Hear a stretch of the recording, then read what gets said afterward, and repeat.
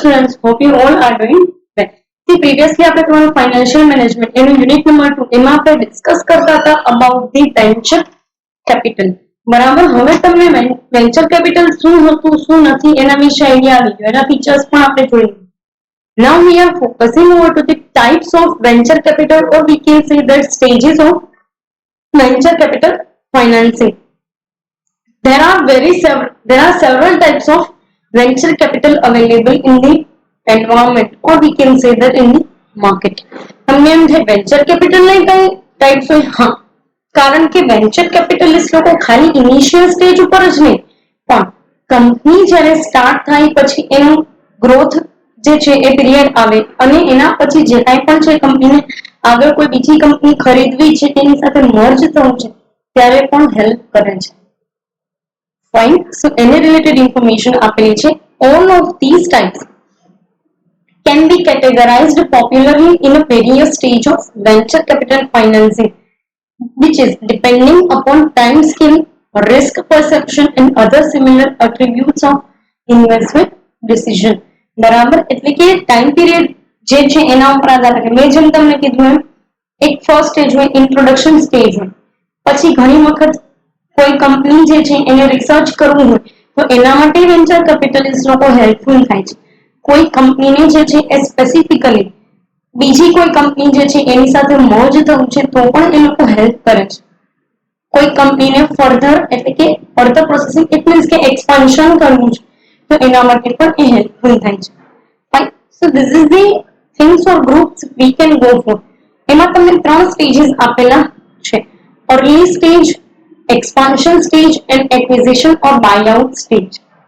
બરાબર, મેજરલી 3 ટાઈપની અંદર જે છે વેન્ચર કેપિટલ આપવામાં આવે છે. તો અર્લી સ્ટેજ, એક્સપાન્શન. બરાબર, એક વખત તમે ગ્રો કરી લીધો તમારો બિઝનેસ, હવે તમારે તમારા બિઝનેસને એક્સપાન્ડ કરવો છે તો એક્સપાન્શન. આગળ તમને કહે છે each of 3 main groups can be further divided into subgroups based on the specific timing of the investment or its intended purpose. બરાબર, આ 3 ગ્રુપ મેજર જે છે એ આગળ જતા બીજા ગ્રુપ્સની અંદર ડિવાઈડ થાય છે. કારણ કે એમાં બી અર્લી સ્ટેજમાં બી તમારે અલગ અલગ પોઈન્ટ ઓફ ટાઈમે રિક્વાયરમેન્ટ હોય છે વેન્ચર કેપિટલ. બરાબર, કોઈ ઇનિશિયલ હોય કે કોઈ આગળ જતા જે છે એ તમારે રિસર્ચ કરવું છે કે કોઈ બીજા કઈ ઇક્વિપમેન્ટ્સ જે છે એના માટે નીડ છે તો એ દરેક વસ્તુ આની અંદર તમને આપેલી છે. મેજર 3 પાર્ટ છે અને એ 3 પાર્ટની અંદર ઇન્ડિવિજ્યુઅલ બીજા પાર્ટ છે. જોઈએ શું કહેવા માંગે છે. ફર્સ્ટ તમને કીધું છે અર્લી સ્ટેજ કેપિટલ. એમાં તમને પહેલું કીધું છે seed financing. It is usually in similar amounts intended to encourage the research and provide capital during the time prior to actual start of the operations. Seed finance એટલે કેવું તો કે seeding of business. Seeding of business બહુ simple એવી વસ્તુ તમને સમજાવું. તમે ખેતીવાડી કરતા હોય તો તમે જે છે એ તમારે બીજ તો રોપવા પડે ને.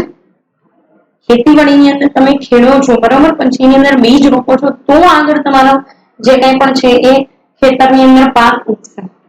એવી જ રીતે અહીંયા બિઝનેસની અંદર સીડિંગ કરવાની વાત કરે છે. સીડિંગ એટલે બિઝનેસની અંદર જે છે એકચ્યુઅલ ઓપરેશન સ્ટાર્ટ કરવા.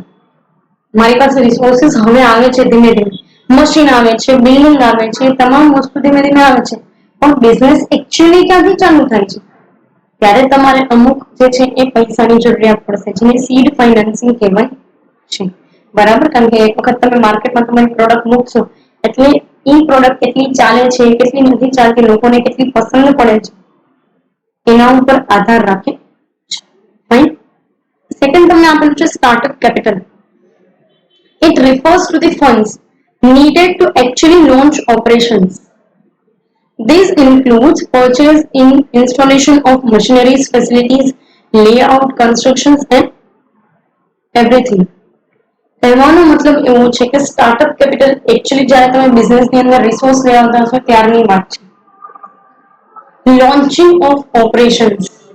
બરાબર, it includes install of machineries. બરાબર, તમે મશીન જે છે એને ઇન્સ્ટોલ કેવી રીતે કરો છો, કેવી રીતે તમારું લેઆઉટ બનાવો છો, કેવી રીતે તમારા બિઝનેસ જે છે એની અંદર વસ્તુ ગોડાઉન બરાબર વસ્તુ લેવા એટલે કે રો મટીરિયલ લેવું હોય ને પ્રોડક્શનમાં મૂકવું, ગોડાઉનમાં કેવી રીતે મૂકશો, ત્યાંથી પેકેજિંગ કરીને કેવી રીતે એન્ડ યુઝર સુધી પહોંચાડો છો, તમામ વસ્તુ સ્ટાર્ટઅપ કેપિટલનો હિસ્સો છે.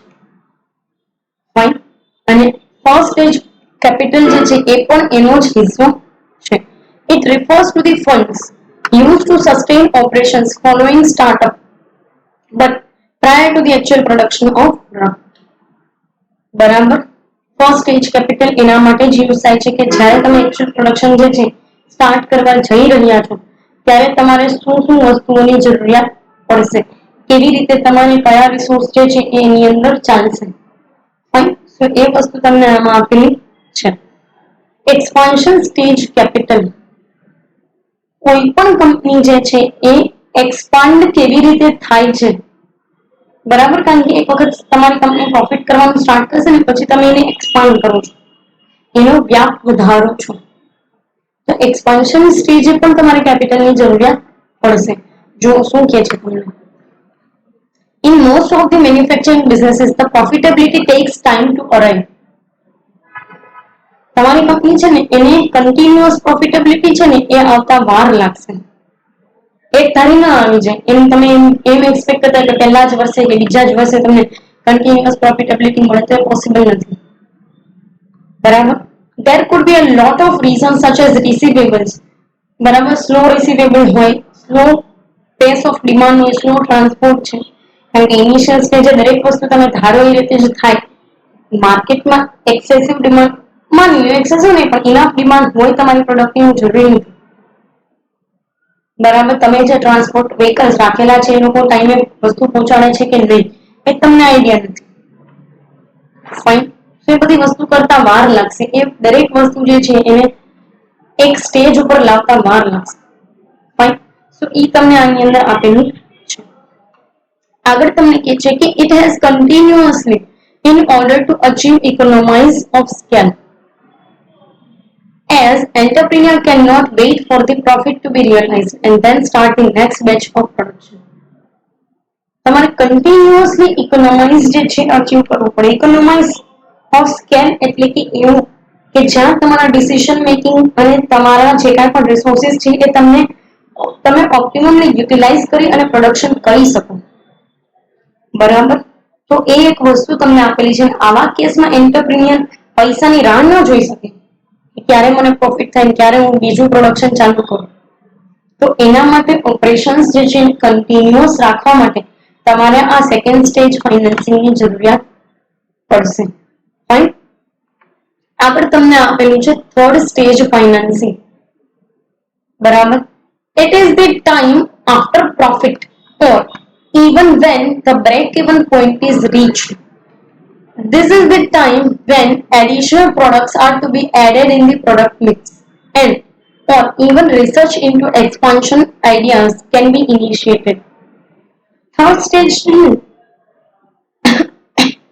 તમારી કંપનીનું સૌથી ગ્રોથ વાળું સ્ટેજ હશે, જ્યાં તમારી પાસે બહુ સારો એવો પ્રોફિટ પણ હશે હાથ ઉપર. આ સ્ટેજ એવું છે કે તમે તમારા પ્રોડક્ટ મિક્સની અંદર બીજી પ્રોડક્ટ મૂકી શકો છો.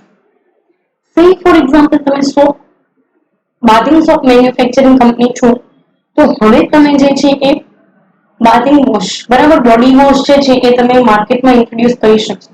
એમાં બી તમે એક સેગમેન્ટ આયુર્વેદિક પ્રોડક્ટનો રાખી શકો છો, એક સેગમેન્ટ જે છે સ્પેસિફિકલી બ્યુટી પ્રોડક્ટને રિલેટેડ રાખી શકો છો. બરાબર. તો આવી રીતે તમે બીજી પ્રોડક્ટને એડ કરી શકશો. એના માટે તમારે ફાઇનાન્સિંગની જરૂરિયાત પડશે, કારણ કે અહીંયા તમે આઈડિયા છે ને તમારો એક્સપાન્શનરી આઈડિયા છે. And for that you will need some or the other type of amount. Fine. Venture capitalist assets the entrepreneur for such expansion of project by providing required finance. Venture capitalist લોકો આ વસ્તુની અંદર બહુ જ એટલે બહુ જ હેલ્પફુલ થાય છે, અને એ લોકો જે છે એમાં તમને ફાઇનાન્સિંગ પ્રોવાઈડ કરે. ફાઇનાન્સિંગ પ્રોવાઈડ કરવા કરતા એ લોકો તમને બીજી પણ હેલ્પ પ્રોવાઈડ કરશે કે કેવી રીતે તમારે તમારો આઈડિયાને આગળ વધારવો. ફાઇન. તો એવી એક વસ્તુ તમને આમાં આપેલી છે. નેક્સ્ટ તમને કહે છે acquisition and buy out capital. It is a final group This type of capital is used for acquisition of assets, including other companies that are being absorbed into the organization.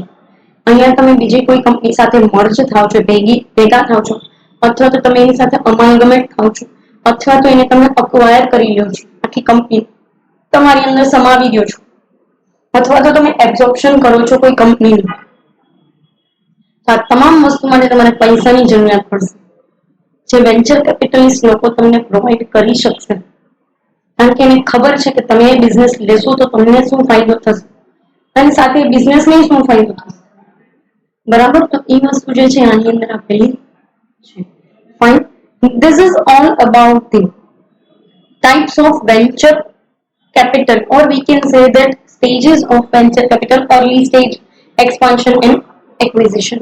બરાબર, coming session ની અંદર આપણે discuss કરશું about the lease financing.